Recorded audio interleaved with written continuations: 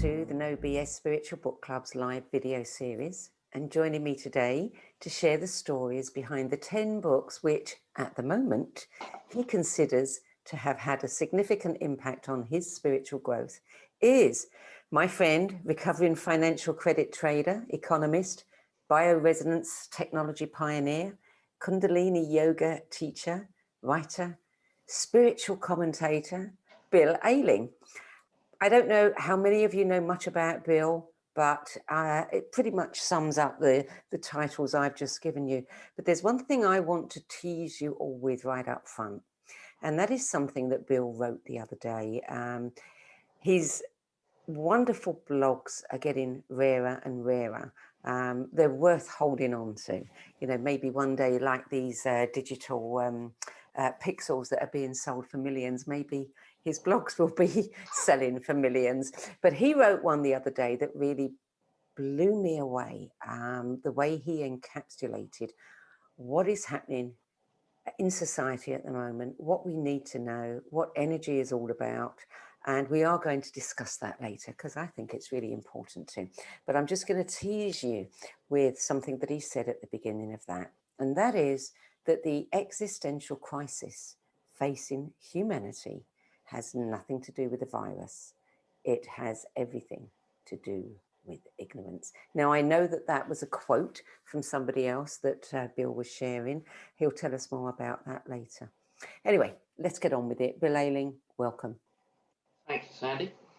Good to have you here. So now your 10 best books at the moment. At the moment, yeah. Tell us what it was like for you having to choose 10 books. It was, as you'd expect, challenging. I remember sitting in your kitchen when you were discussing the idea of the No Bullshit Spiritual Book Club. And I thought, that's what's needed, because being in this arena for a long time, I've got really tired of a lot of the spiritual marketing and, you know, sort of some of the circular self-development stuff that really continues to tell us that we're not enough and we need something else to express. And so I had to review what I'd been through and look at the books that I had. And the impact, what I noticed a lot of them is I hadn't finished many of them. I'm not a great reader, I'm dyslexic, and I'm challenged, but I feel truth in a book very early on. And so the books that I came, in the end, I changed it twice, I think. I only changed the list twice when we spoke. But they're pretty clear winners for me. And even if the book itself, it doesn't carry everything, it's normally the author that really, you know, it's like for me to choose a book by Adyashanti is impossible. It's been really interesting this week reviewing the journey, going over those books and what they really meant to me and where I was. And so, as you say, I'm not writing a lot of blogs at the moment because I find I've got less and less to say. And I think that kind of mirrors my spiritual journey as well. So, yeah, it was a challenging task, but an enjoyable one. So thanks for the opportunity. Yeah. Well, you know, right there is the dichotomy, because you get quieter and quieter as time goes on. And yet, the more you know, the more other people need to hear what you know. But, you know, the people don't want to share it anymore. And I can understand that, because you can't transmit something as you know it, because you're going to know it differently than anyone else. Yeah, I've learned that along the way. And what struck me, again, reviewing the books I chose, was that right from day one, the first book I chose was Power of Now. And it's all there in the first page. But you take 20 years to understand what that first page was saying fully. And, you know, part of my journey, I got involved very, very keen on the teachings of Adyashanti, and I'd regularly go on silent retreats, 5-day silent retreats once a year. And that brought up something in me that, I don't know whether you believe in past lives or whatever, but there was a definite recognition, remembering of that space for me. And I used to come out of those retreats feeling that everything is a distraction. So everything is a distraction from self.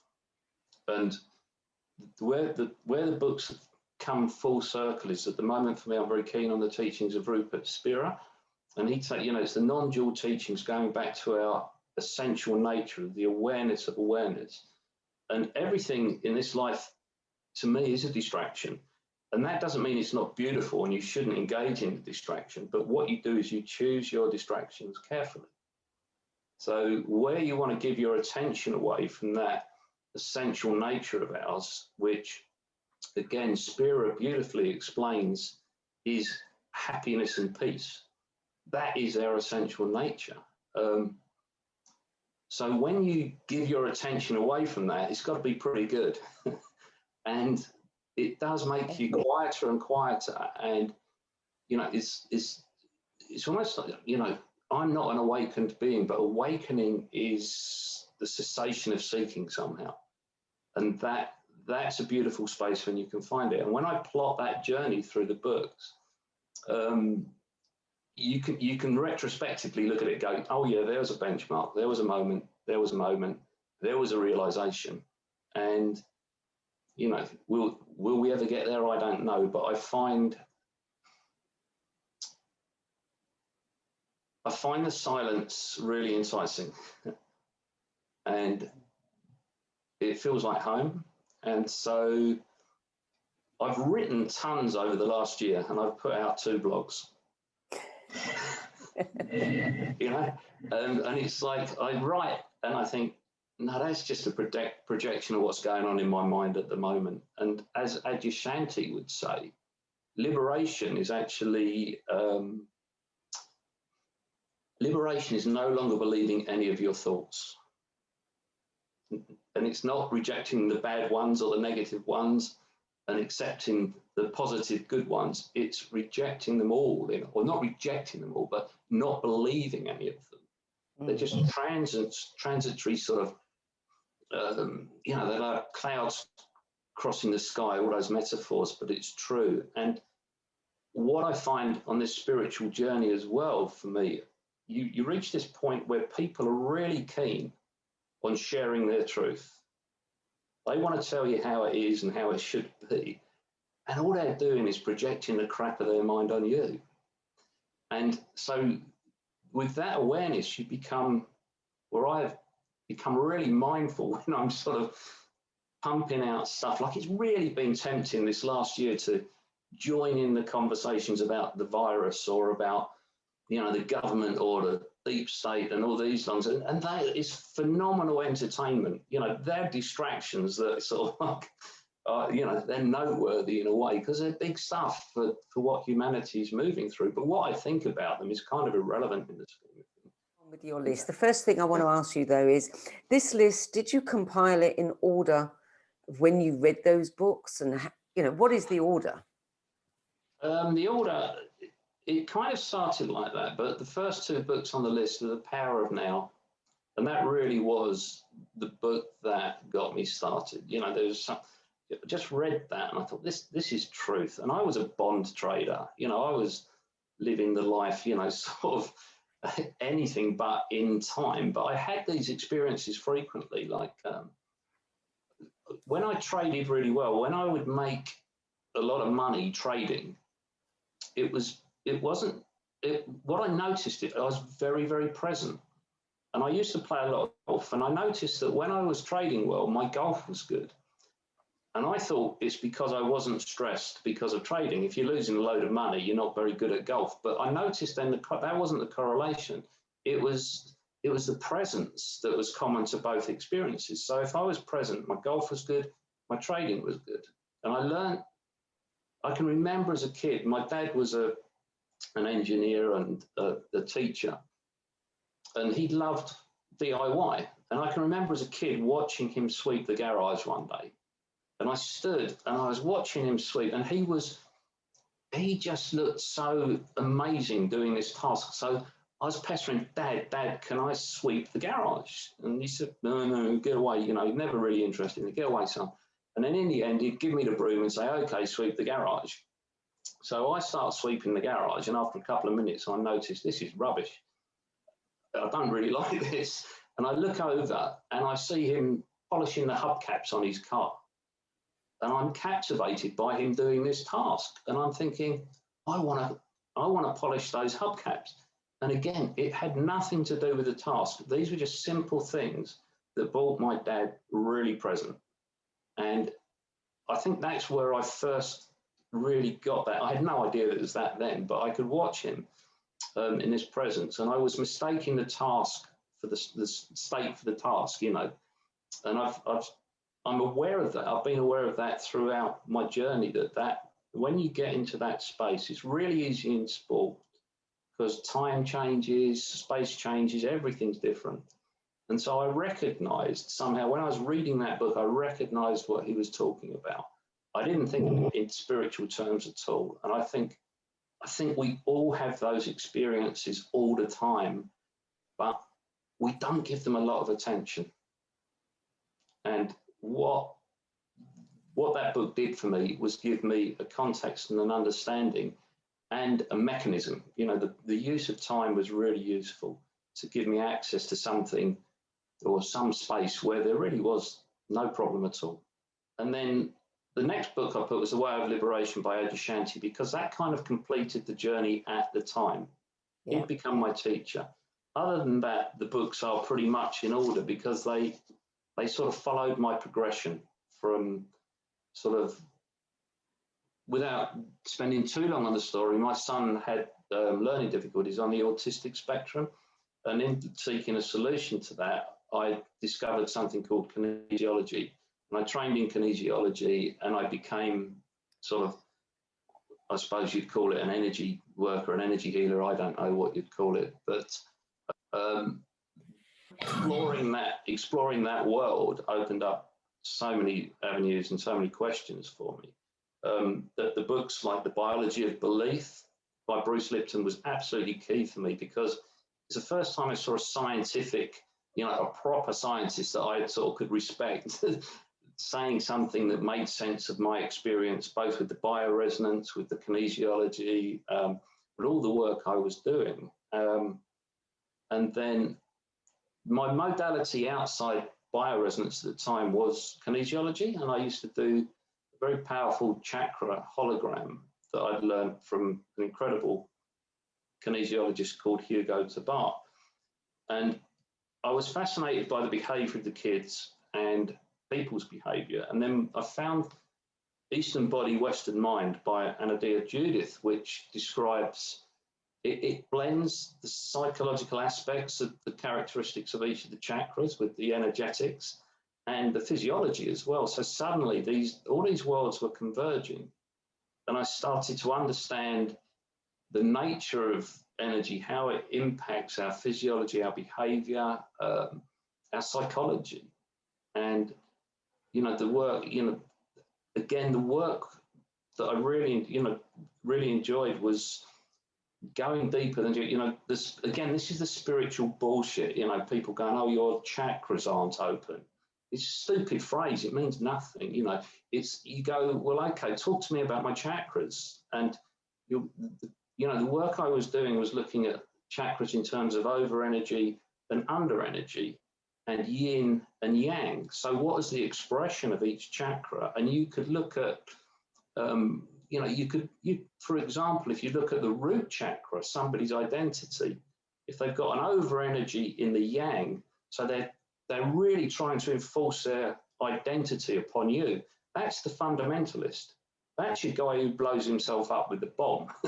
You know, and you can sort of go up and look at the heart chakra, and an under energy in the yin is the cold fish who can't receive love. You know, so you could pick out people's characteristics, and I became fascinated by this because with the kinesiology, I could look at someone's physiology and see which meridians were operating, and so you could look at someone's posture and tell something about their psychology. Then you could look at their chakras and you could almost describe their personality. And it was, you know, to me, this was just like every discovery was wow, wow, wow. And it just pulled me, you know, it just fascinated me and I got totally absorbed in that world. But again, I sort of was beginning to notice the problems most people faced were just one of dissatisfaction. and resistance to what's actually happening in their lives. And so I kept going back to the presence that Eckhart Tolle had spoken of, and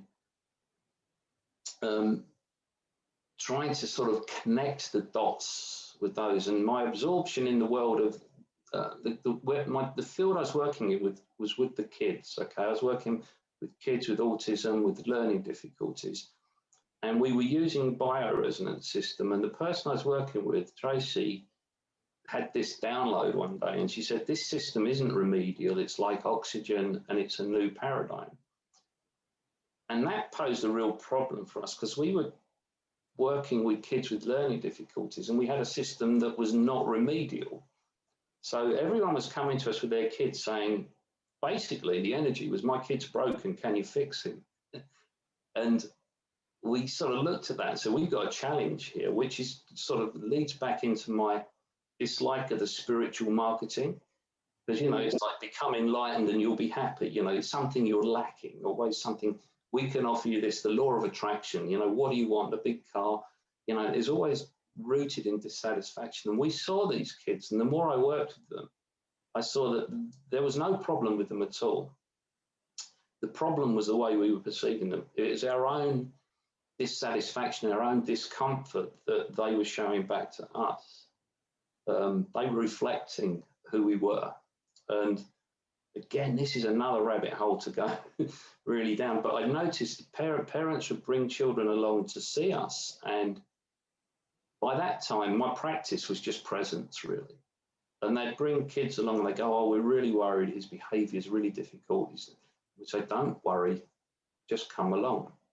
And the kid would sit with me, and Tracy would take the parents to show them the bioresonance.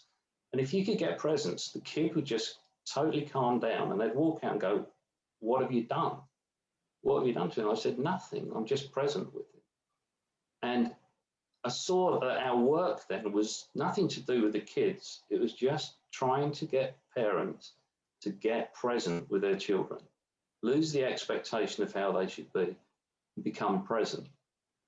And so there were so many twists and turns in this journey, but we were confused by our own conclusion that there's nothing wrong with these kids. And then we found a book by Susie Miller, Awesomeism. And I remember Tracy saying she found that book and she was going to France on the shuttle, the Eurostar. And she was reading the book from Paddington down to Dover or wherever it goes through. And she phoned me before she went in the tunnel, and she's in tears. She said, this is it, this is the book. This is explaining what's going on. And so that was a big stepping stone for us, because it is an evidential piece of what we were coming to realize about the kids. There was something more going on with them. And they were the canaries in the coal mine. And again, that opened up another wormhole for me, because I had to look at this dimensional reality stuff. You know, what is this? Where are these kids? What does that mean? Who are they? You know, how do we use that? And so that was a huge stepping stone in the journey as well. And so I was putting together these pieces. Another book on the list is The Field by Lynn Taggart. I don't particularly like that book, but it was really useful, because I'd get parents coming in and saying, this stuff can't work. We were doing remote treatment with a bioresonance computer that made no sense, even to us, if we were honest. But we were getting evidential changes in many factors with the kids, including IQ. And The Field just gave a little bit of substance that I could give to these dads, in particular the dads, to, you know, start to accept the possibilities of what we're talking about. So it's a really important book. As I said, I'm not particularly enamored with the book, and I now understand why. Well, it sounds like what you've been doing, and congratulations, by the way, because you're going to be the person who gallops through their list in no time at all compared to everybody else. But I love the way that you're weaving it, because you're basically telling a story. You're telling the story of your growth, and you're telling the story of your understanding. You're picking, aren't you? You're finding in these books, you're finding the little pieces of the puzzle that make up the whole. And I think that's pretty true, really. We don't have to read all of these books. You know, we just have to get what we need to get and be done with it. Well,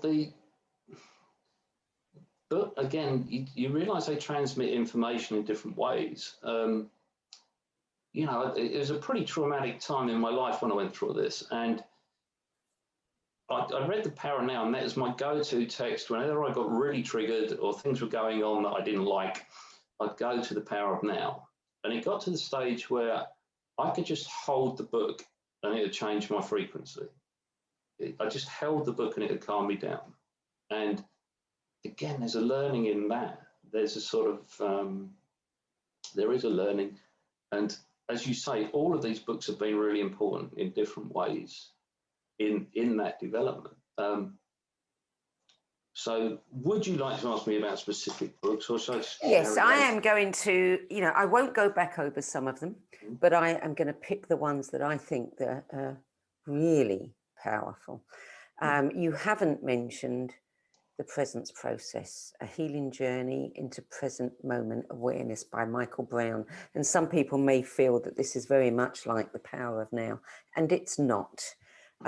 This is a process that will knock your socks off with how powerful it is, and won't just knock your socks off, it'll have you on the floor, you know, sobbing your heart out. But boy, you know, is that worth doing? So tell us how you came across The Presence Process and how you feel about that book, what that book did for you. I came across that process, actually, that book is Susie Miller recommended it. She said, you should have a look at this because this is really powerful. I was always talking about presence, and she said, well, have a look at this. And I kind of ignored it. And then the time came to actually engage in it. And the thing about it, that it really caught my attention because, again, this part of my resistance, I shouldn't have resistance, but no sort of dislike of the spiritual sort of marketing arena was this idea that everything's going to, you know, you can consume spiritualism to make things better. And very early on in this book, Michael Brown says the presence process won't make you feel better. It will make you better at feeling. And I think that was one of my big challenges. You know, I'm a sort of typical repressed English bloke, you know. Former trader, yeah. I can take it on the chin and sort of I'm okay. So to actually have a process and a mechanism to access some deeper aspects of yourself, and it really does go through all aspects. If there's a complete work for me, a course to do in your personal development, this is it, because it will take you right back to the inner child. It will get you feeling. It introduced me to breath work. I didn't know it was introducing me to breath work. And any people who've done my yoga class on a Sunday night know that it's largely breath work now, you know. And again, the beauty of all of these texts, I didn't really understand them at the time. I resonated with them. I did them, not really knowing the significance or the relevance of how it's working quite often, which was a real benefit. But the presence process is, I think it's the most powerful piece of work I've done. And I love the guy's ethos. And he says in the book, he said, don't recommend this book to someone else. He said, they'll find it themselves if they need it, but don't recommend it because you're just serving yourself. You're trying to make your external better. You know, you're trying to make someone else okay. And he said, if you're using this book to try and change so that you can save a relationship, he said, you know, put it down now. It's powerful teaching. And I use it as reference when I'm working with people all the time. And despite his advice, I still recommend it to certain people. Not everybody, but certain people I will. Yeah, it's a very simple book, and he says himself, you know, sometimes you don't even need to do anything that he says in there. Just reading it is enough, and it is, and it is. Well, it offers the opportunity to just read or do the process, and it's great. The interesting thing about the author, Michael Brown, is that, you know, this body of work that he developed, unlike many others, he just gave it out to the world and walked away. Yeah. Didn't want to turn it into training and certifying people, you know, to be presence process practitioners or whatever. Just, here you go, guys. It worked for me. And it takes a lot of guts to do that. Yeah. Yeah, I mean, I remember another book that could have, I can't even remember the title, but I think it's a guy called Bruce Wayne. And he sort of described his spiritual journey and then wrote the book and then just went and made films. You know, it was like, and I understand that. It's like, follow your passion, you know, certain people are here to teach and communicate this information. There's no doubt about that. But sometimes the realization is, I'm just going to go and live, you know. Mm-hmm. So you mentioned Susie Miller's book, Awesomeism, A New Way to Understand the Diagnosis of Autism. And I know that book has changed many, many people's lives, including the parents of many children on the spectrum. And for those that are not familiar with Susie's work, and if you've spent any time around me, you can't not be familiar with it, because my God, I've interviewed her so many times. You know, it's what you said. She's showing us that these kids are not broken, and there's nothing to fix. And really, they're showing us ourselves and what we have the potential to be. And, you know, people wonder at the epidemic, if you like, you know, the way that the numbers of ASD diagnosis has shot through the roof over the years. Well, personally, I think that this is the future. You know, the kids are the future. They're showing us the future, and they're showing us what we need to learn in order to be able to move into that future more comfortably. Yeah, Carry on. We saw them as canaries in the coal mine, and Yeah. we had to create the environment and the systems and the consciousness in which they could thrive, because that's what's necessary for us. And that's what we're finding out now. Yeah. You know, have we done the work or not? We're finding out. Yeah.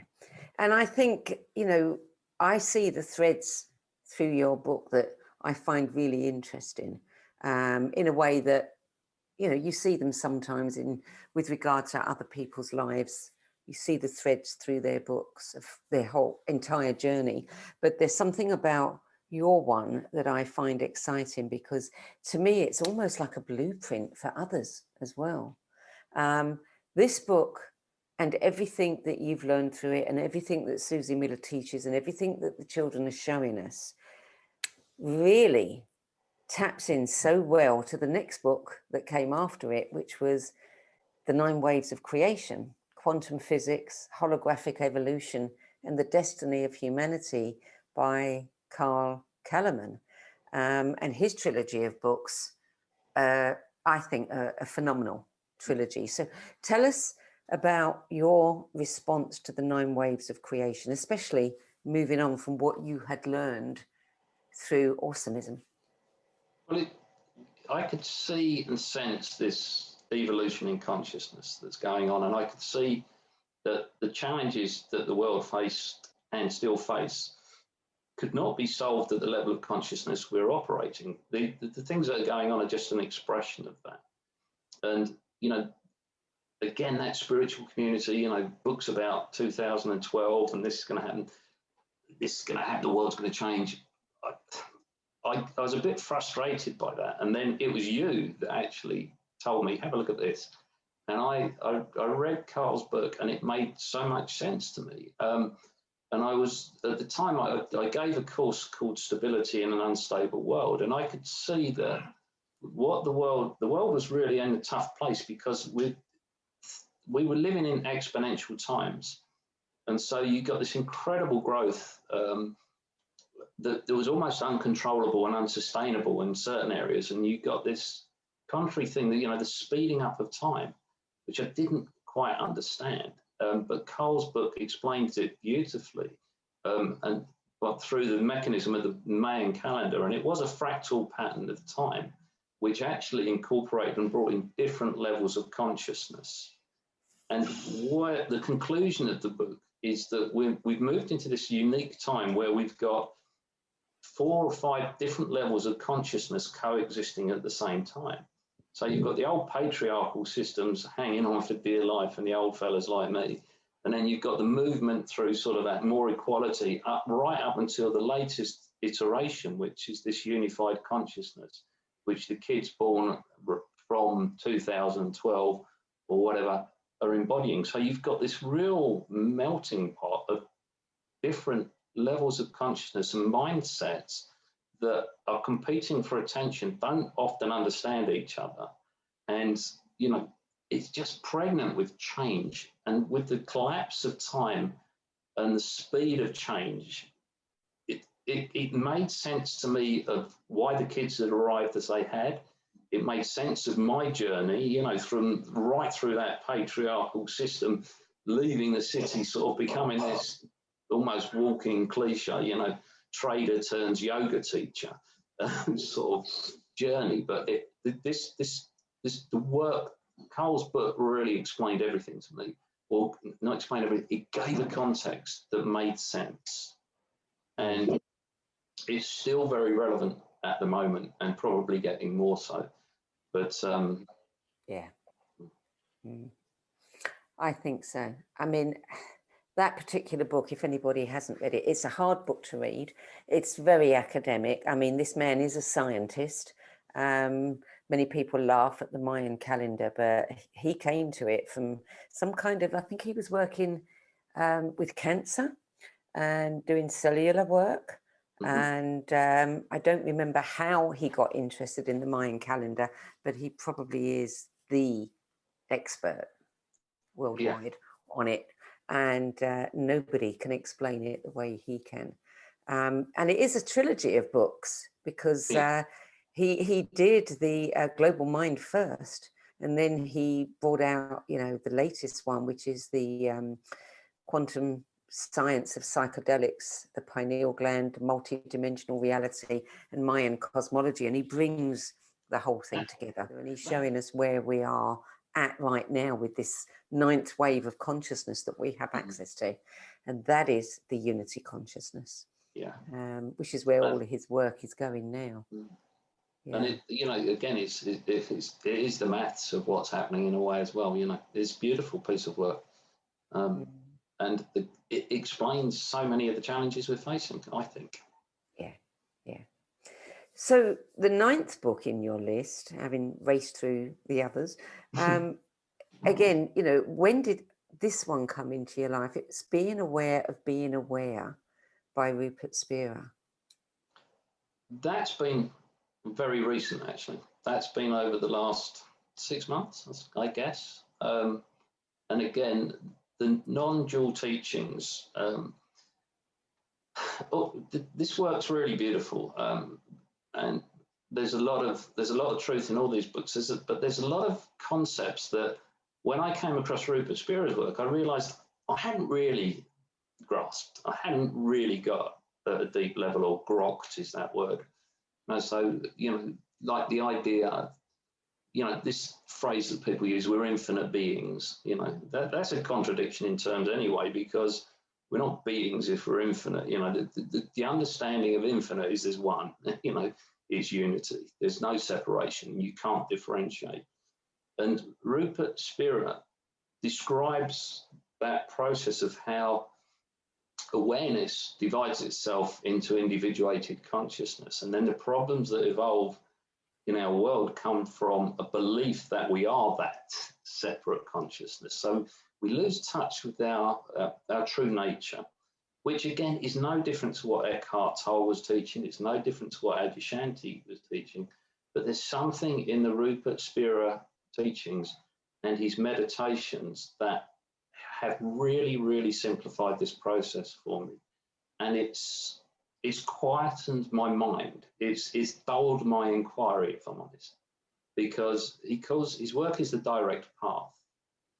And it's very accessible, very experiential. Again, this is one of the really important things for me in all of these.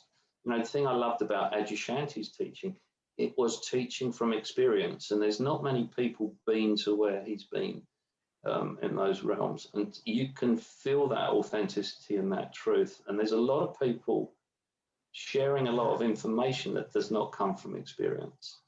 And what Rupert Spira's work does for me is he makes it very, very available, very, very experiential, and it gives you a taste of enlightenment. And I wrote a blog once called Enlightenment is Born, and really that's the essence of it. Everybody wants to be, they want God to explode into your room and announce himself and tell you that you're the most important being on the planet, and you want to see all weird stuff going on and all those spiritual experiences. But the truth is we're all enlightened, but we just don't pay attention to that aspect of ourselves, our true nature. With, you know, as I said with my Adyashanti experience, we live in a phenomenal world with the most amazing distractions, and it's great. But every now and again, give attention to the awareness that is aware of those distractions, and you'll find something much more profound, much deeper, much more fulfilling. And Spira's work, how I've come across it, I don't know, but it's really deepened my understanding just at the right time. It's a beautiful, it's a beautifully simple way of connecting to the truth of our nature, our true nature. Your journey has led you to the work of Keshe, and that's your 10th book, The Universal Order of the Creation of Matters by Keshe. Would you like to explain who Keshe is and what he's been doing and why you're so interested in it?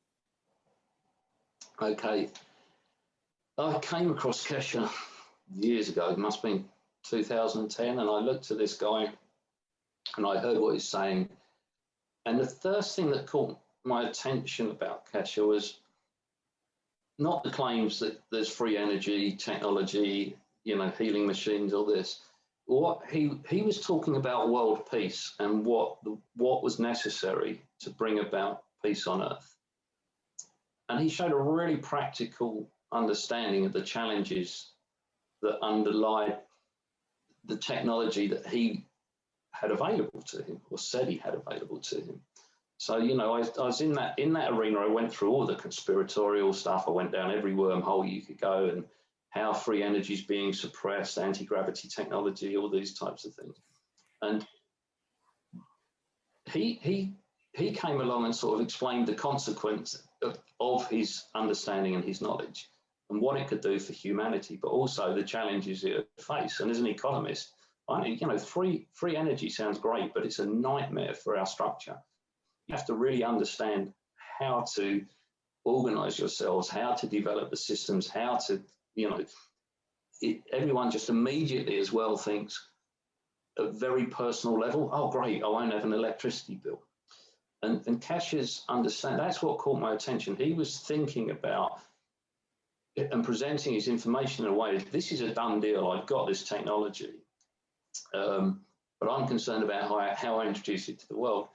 So I started experimenting and playing with the technology that he was presenting. And the deeper I got into the understanding of Keshe's science, was the more parallels I could see between the teachings that I have been following, and particularly of late, and it's what the blog you referred to earlier on about, is there's an exact parallel between what Spira is saying and what Keshe is presenting. And they'd probably not recognize their own teachings in each other's work in a bizarre way, but to me, they're just synonymous, they're the same thing. But one, and the beauty of Keshe's work is Spira's, that space that I talk out, that Spira allows us to go to, our true nature, our essence, it's kind of non-experiential, it's strange, you know, it's the absence of experience almost in a way. But we're here having this experience and we're living. So Keshe somehow taps into that space that Spira has identified and explains it and allows us to manipulate it in a way that is going to change the world beyond recognition. The problems that we face, you know, this is the blog I talked about was the word ignorance is a tough word, but I chose it deliberately because we are ignoring the truth of our nature. We're ignoring our experience, if we're honest, because we're identifying with our objective reality as opposed to that aspect of us that experiences it. And our truth is the awareness, you know, as Spira's book is called, it's being aware of being aware. And he, you know, rightly says that's where our happiness and peace reside. But what Kesh, for me, has been able to do is bring that into an understanding and a physics. I use the word physics reservedly because it's not actually physics, it's beyond physics, it's plasma science. And the mistake in physics and what's held us back so much is that we're making the same mistake in science, is we're focused on objective reality. We believe this world to be a matter-based reality. And clearly, any mild inquiry of that proves it not to be.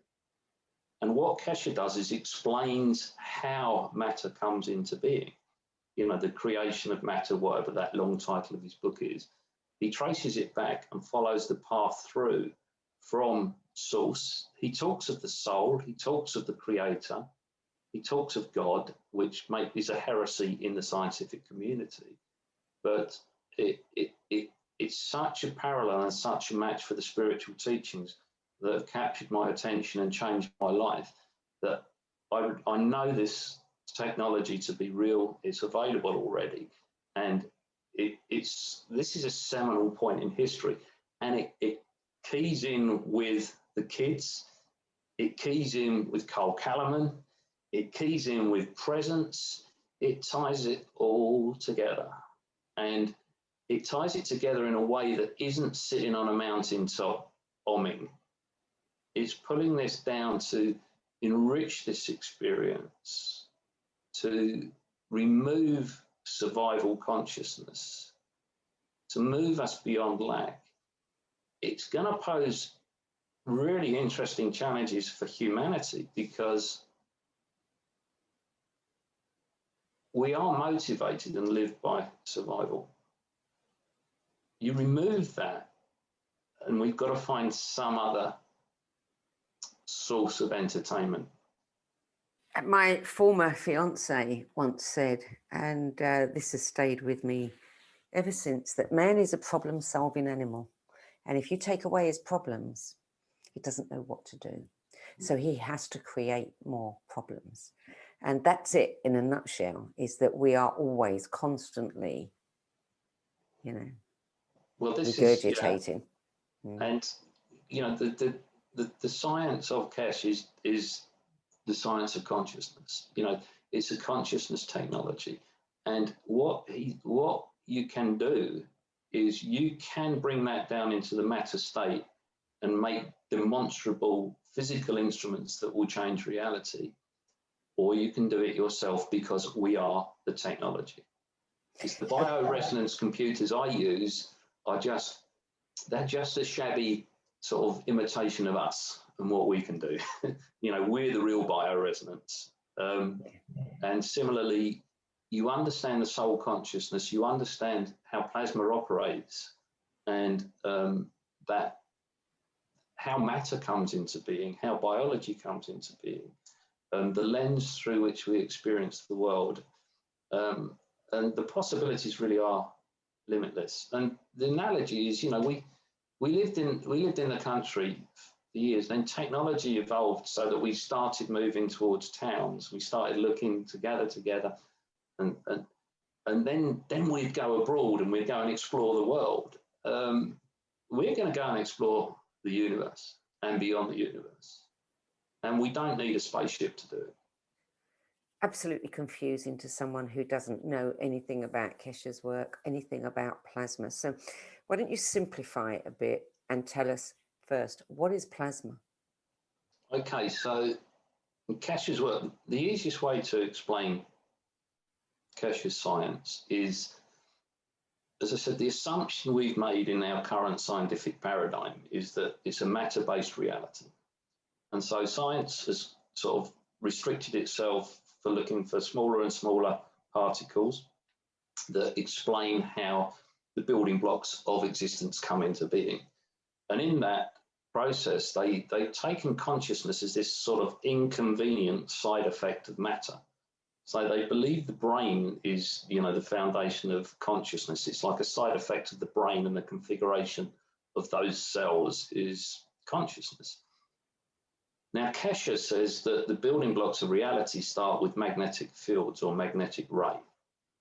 And it's just that the magnetic ray, you will then get into the question, where does the magnetic ray come from? But we'll say, for the point of this discussion, you say, you know, the building blocks of reality are magnetic fields. And what happens is magnetic fields have characteristics, and they are, if you think of two magnets and the fields are aware of each other and they respond to each other. Now that's a pretty good definition of consciousness. So if the building block of reality are these magnetic fields that are aware of each other and respond to each other, you're saying the building blocks of reality is consciousness. And so what happens when these fields interact, when two magnetic fields interact and they detach from their source field because of their attraction to each other, they become free-floating magnetic fields. And free-floating magnetic fields is plasma. That is Kesha's definition of plasma, free-floating magnetic fields. Now, when two free-floating plasmatic fields come into contact with each other and are attracted to each other, they join together in a way that gives us the experience of matter. So the matter that we experience, the atoms, the quarks, all those little bits and pieces we're looking at, are just magnetic fields that are really tightly bound and give us the qualities of matter. Now, when two matters interact, that's physics, so the matter state is physics. And when two physics interact, they create chemistry. And then similarly, when two chemistries interact, they create biology. And when two biologies interact, they create souls. And so you've got this cycle of life, but the key point is that the starting point of understanding of creation is magnetic fields, which is, in my world, he's talking about consciousness. So matter is derived from consciousness, rather than the paradigm we're living in, where we're saying consciousness is a side effect of matter.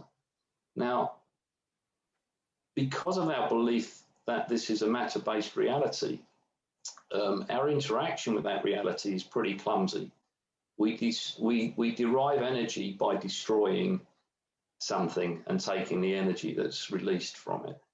If you understand the basis of plasma and you're able to interact with those magnetic fields, then you can get access to much more energy in a non-destructive and, in fact, a creative way.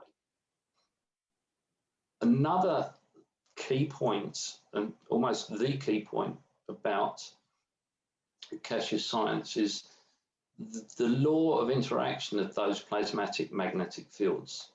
And what those fields, the way they interact with each other is that the stronger field will always try to feed the weaker field to create balance.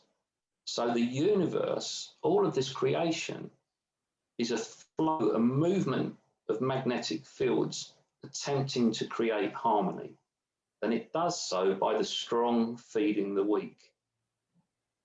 And because of our assumption around a matter-based reality, we're bizarrely living the opposite way around. We're sort of not obeying universal law, which is why everything is so short-lived. Everything is impermanent. Our lives are shorter than they need to be.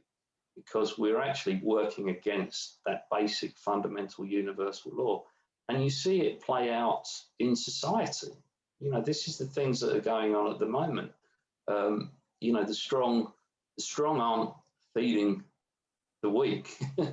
They're feeding on the weak. And you've got this unsustainable imbalance in the energetic flow of this place that will inevitably come to an end. But when you start to move in harmony with the plasma and with that understanding, and it goes back to Spira's work, because ultimately everything derives from the same field. We are one. And for my realization through this work is, you know, what's our purpose on this planet? What's our purpose in life? And for me, it's to realize that truth, to move back to that universal truth and understand our true essence, our true nature. And that is that we are consciousness, and we're expressing in a physical state, in a matter form. And it's the same as Spira concludes, is we are awareness. That's our true nature. But what Keshe's work gives us the opportunity to do through the understanding of the fundamental nature of reality is it allows us to have a different relationship with that reality at all levels, at the matter state, the sort of the plasmatic state. And the other important point from Keshe's work is that the soul, our soul is plasmatic. It's contained within the body. And the opportunity is to actually contain the body within the soul, reverse that flow. And when you see these pictures of Christ with his halo and the light around him, what that's demonstrating is that his soul is actually holding his body rather than the other way around. And that moves back into universal law. And it's the shifting consciousness that is inevitable and is necessary at this moment in time. So how does somebody, you know, it's one thing to hear you say this and we agree, yes, makes a lot of sense, but how do we actually attain that? How do we get that, know that in an ongoing way?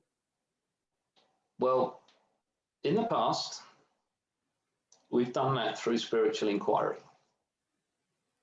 You know, these stories of the Tibetan monks disappearing into rainbow light, what they're doing is realizing the soul.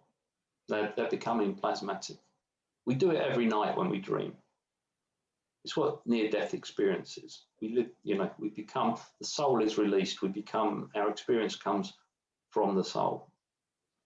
So traditionally, it's a journey of spiritual inquiry. We do it when we die immediately anyway, you know, that's the other release. But as Eckhart Tolle said, you know, the secret of enlightenment is to die before your physical death. So you die to the ego, you die to that level of consciousness, and you come from a soul level, a soul orientation, and you live from there. What Keshe offers the opportunity of, and this is what we're going to see emerging soon, is the physical technology that allows us to connect directly into the soul. It's almost an enlightenment machine, if you want.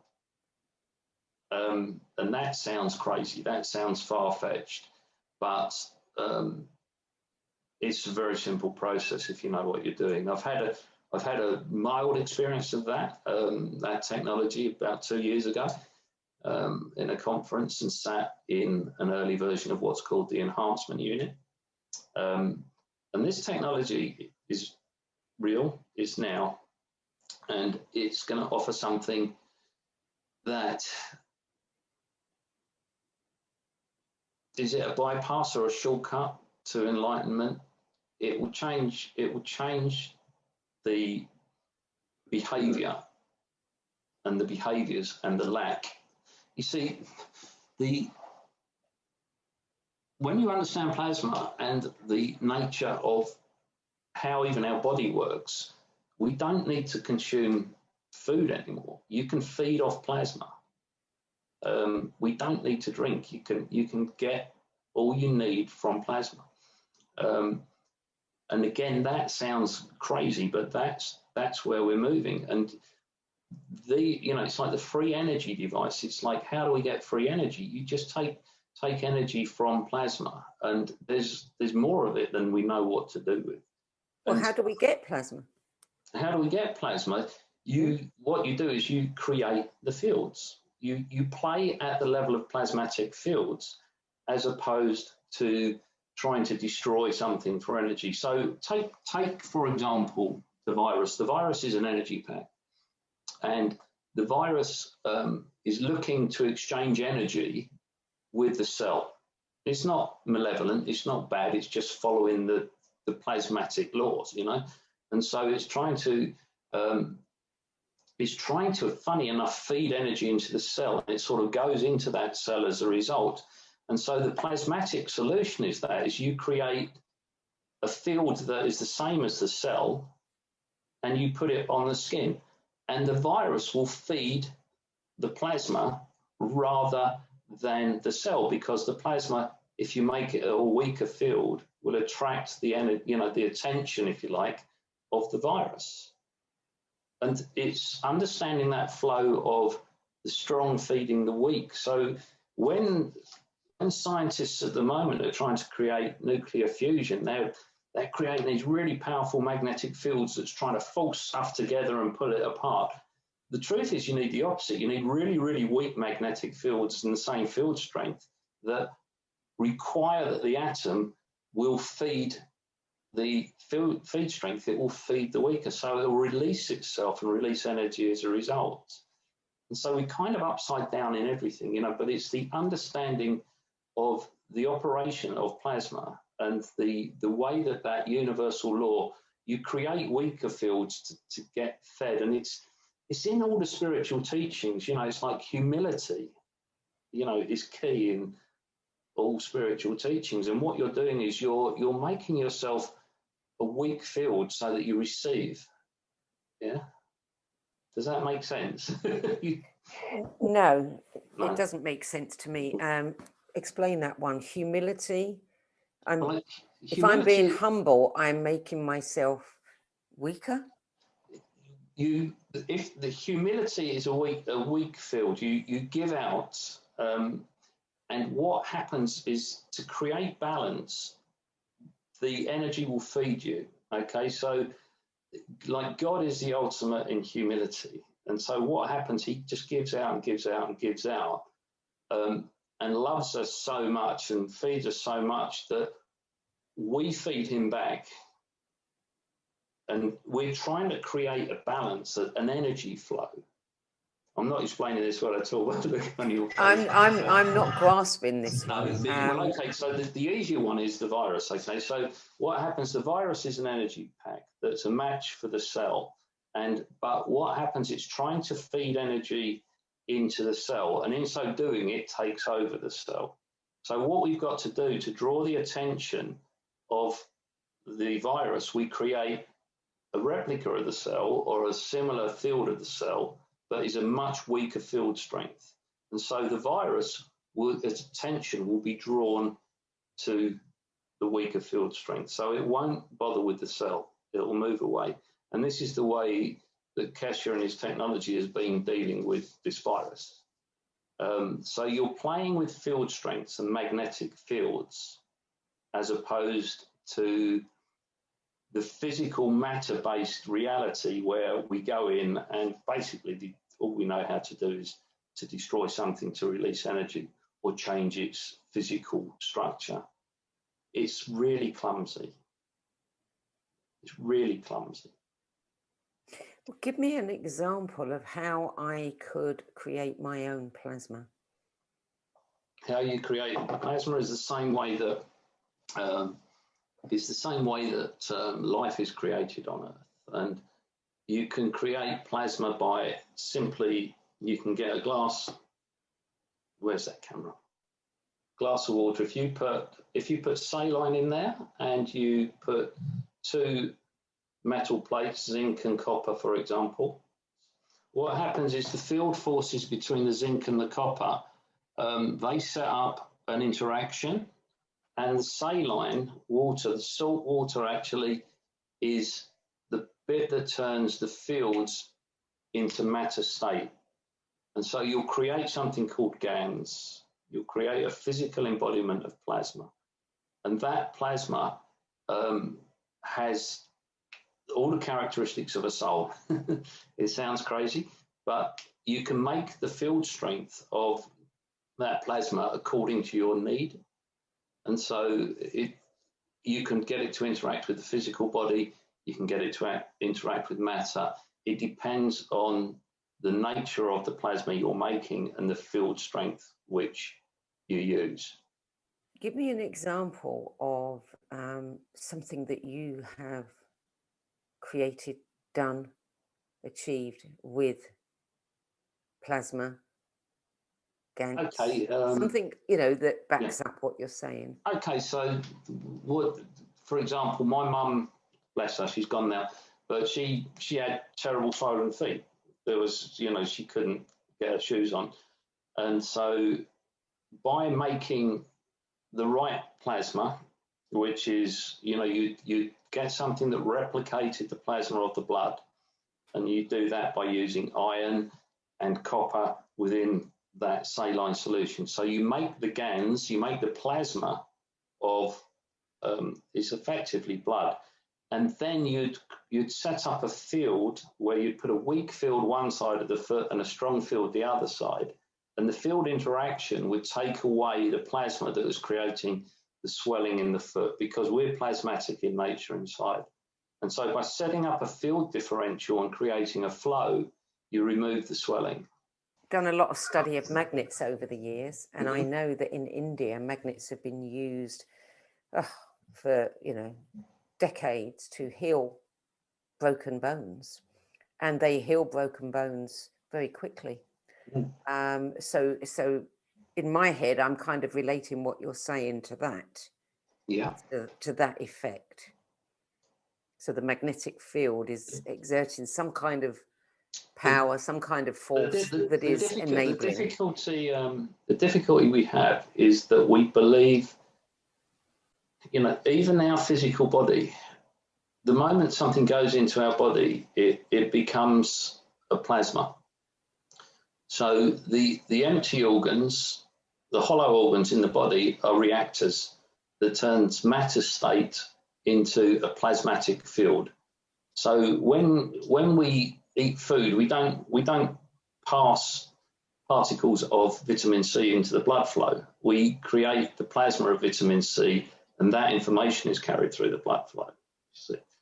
When the solid organs then convert that plasmatic information back into matter state. So we're incredible, we're miracles, you know. But we're like nuclear reactors inside. So everything that's happening in the body is happening at a plasmatic level. And that's the way that's why the bioresonance works. That's why energy medicine works. That's why information medicine works. And if you read Bruce Lipton's book, you know, the intelligence of the cell is the cell membrane, and that is the information that crosses the cell membrane that determines the gene expression. And so, you know, we're not dealing in a matter state, and the cell membrane is more receptive to frequency than it is to matter state, to particles. And so, you know, the whole way our body operates is not as sort of we've been told.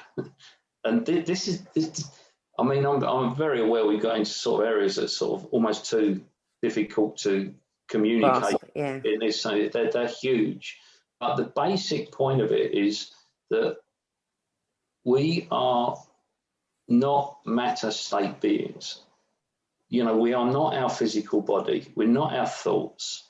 We're not our feelings. We are the awareness behind that. We are the consciousness that allows all of that experience. And our identification with our objective reality, identification means to make the same as. We believe ourselves to be physical in nature, and we're not. And our reality, what the Keshe technology has taught me is, if we got to understand creation, we have to go back to consciousness. We have to go to the magnetic fields, and trying to manipulate. You can manipulate the physical to an extent, and we've taken that. We've been very good at that. We've taken that as far as it can go. But the consciousness that is associated with that is leading us into the situation we find ourselves in now, which is a fight for survival.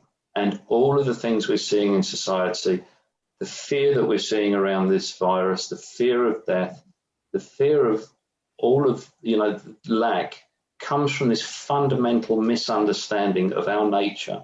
And that has been highlighted for me by the science presented by Keshe. And the practical applications of that are immense and huge, but they needn't be that dramatic. And also, it's just recognizing our true nature. And as Spira said, our true nature is happiness and peace. And if we live from that, the world changes immediately. But the prevailing understanding and the prevailing behaviors come from the ignorant assumption that we are matter state and matter based. Well, you just hit the nail on the head there, the happiness and peace part, because, I just want to read the end of your blog, which is basically saying what you've just said. You said a simple understanding of the magnetic fields, i.e. consciousness, of which matter is made, opens up unlimited potential. This ignorance has created a destructive cycle in which the survival of physicality is the motivating factor behind life. To recognize ourselves as awareness or consciousness is to move beyond the limitation of a matter-based reality, as well as the fear that is the defining characteristic of survival consciousness. The understanding of plasma as consciousness invites an interaction with the physical plane from a totally different perspective. We do not need to elevate consciousness. Consciousness is. We simply need to stop ignoring the obvious and acknowledge awareness as our true nature and start creating from that place. The question that follows that would have followed that if I'd read it 5 minutes before you'd said what you said, is, well, how do we start creating from that place? But what you've said is that we have to find and maintain happiness and peace. The interesting part for me is that this book club, and everybody who's interested in it, and everybody who's been on these video interviews, we're all on this amazing quest to gain understanding, about who we are and why we're here, and etc., etc., etc. But none of that is actually necessary. That's what you're saying. Yeah. If we can understand that consciousness is, we don't have to try and elevate our consciousness. We stop ignoring the obvious, acknowledge awareness, and live in happiness and peace. Yeah, and therein lies the rub, because how do you get how many billion people to do that? As I said, enlightenment is boring. We're all enlightened the moment, every gap between the thoughts is enlightenment. And we just don't give that attention. We don't give that our attention. And it, unfortunately, I think most people have awakening experiences through trauma. And yes. What trauma does, if you think what a trauma is it tears apart your view of reality. It tears apart what should be to such an extent you can't cope with it.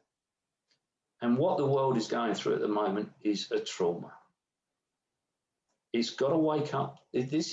Life is, that universal flow is beautiful. All the crappy things that happen in our life are just the universe loving us so unconditionally. It will give us anything it can to awaken us to our true nature.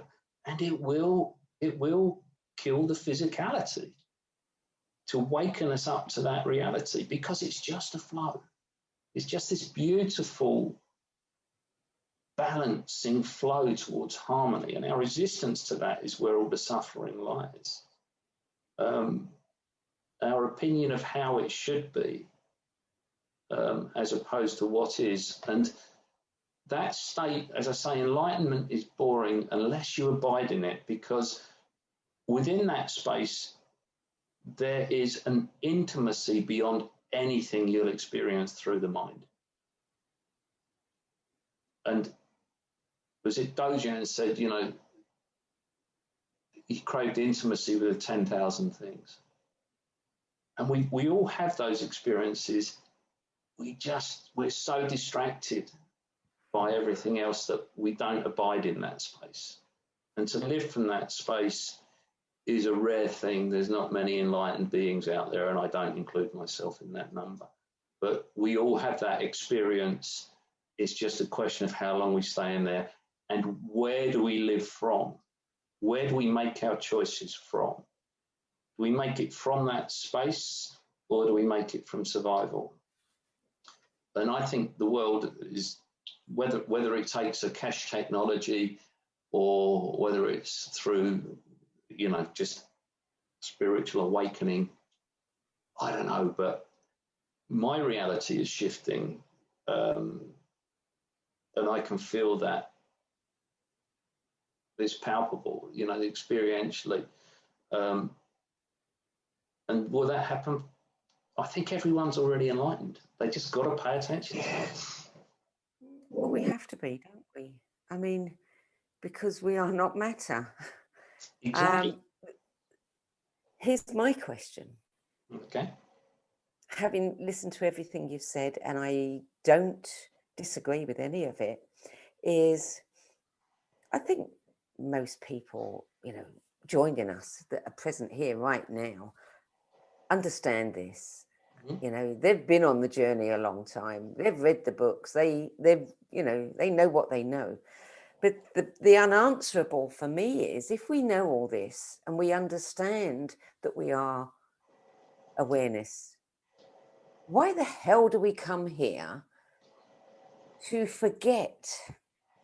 Why, what's the point of that? Well, as I said earlier on, I think the purpose of life, bizarrely, is just to realize that truth. It's like a journey back. But we already know it. Yeah. Well, why do you go to Spain? I don't at the moment. Nobody does. I don't. Yeah.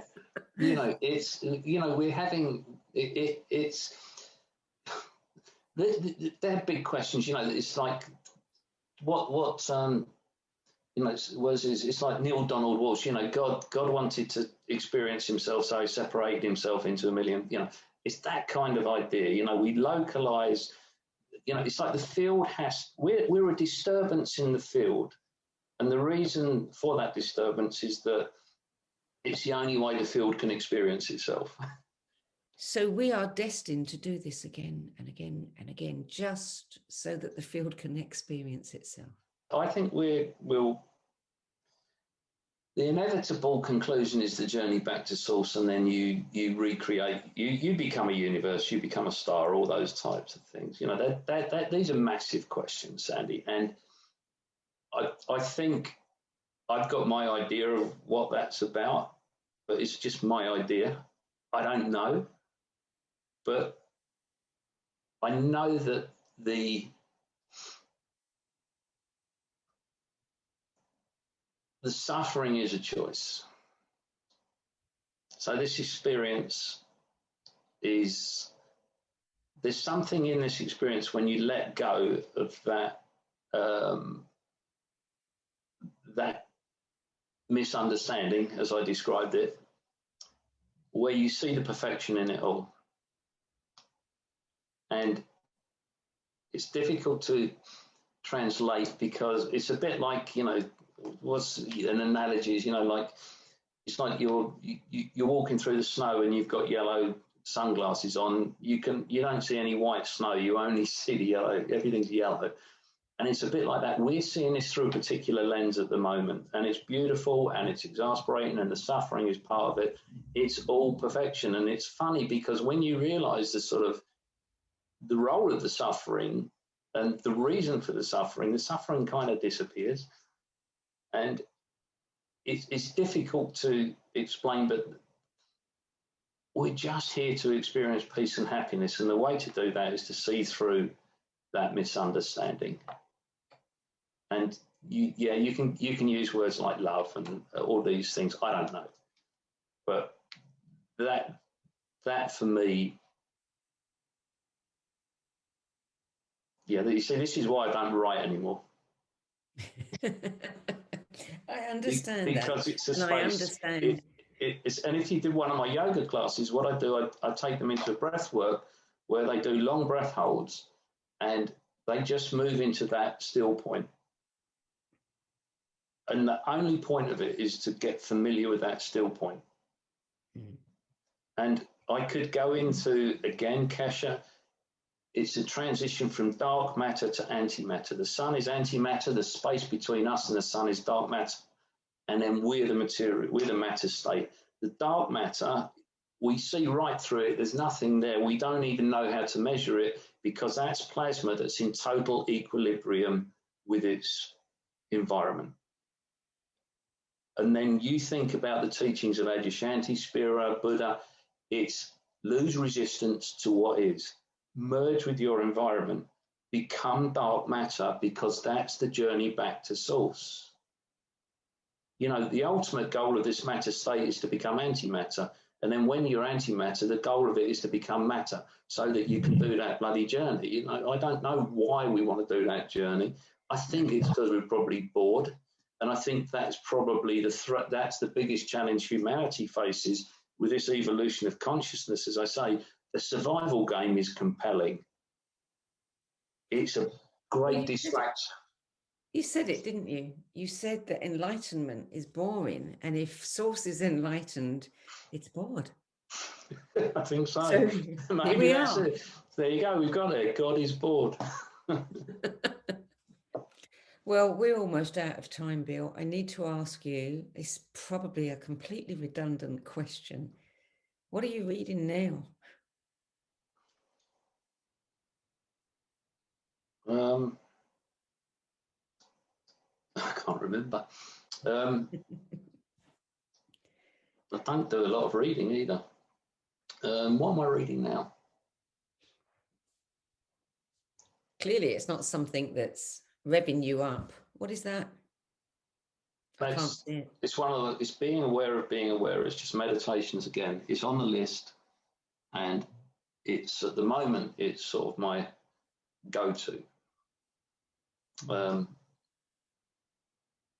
But you know, again, it's kind of, it's a strange place. It's why it's like the way the writing has disappeared. It doesn't mean that there's no creation or anything like that, but it seems less relevant somehow.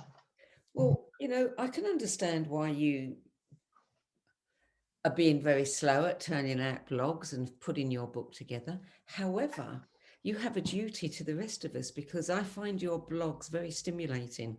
They make me think, and I like to have things that make me think. So, you know, if you can't do it for yourself, do it for us. Yeah, I'll try. I'll try. I do love it as well, and I sort of, yeah, I will. It's been an unusual face-to-face with session. It's quite different from anything we've done before, and that's great, because we do like to switch it up a little bit here and there. It's been fabulous for me because I love these interesting conversations that don't have any answers. I hope it's been good for you, Bill. Yeah, sure I've thoroughly enjoyed myself. I just hope I haven't sort of confused or lost people in the process. No, we'll work it all out. sooner or later. So, Bill Ayling, thank you for joining us. If anyone wants to read your occasional blogs, go over to billayling.com. Bill Ayling, thank you for joining us today. Thank you, Sandie. If you want to regularly join these, go over to sedgbeer.com, go to the video page where this video will be posted next week. You can sign up anyway for the newsletter and get informed about these events. But if you sign up for Save My Space, you get last minute reminders, which we sometimes need. So thank you everyone for joining us, and we'll be here again next week at the same time. Bye-bye.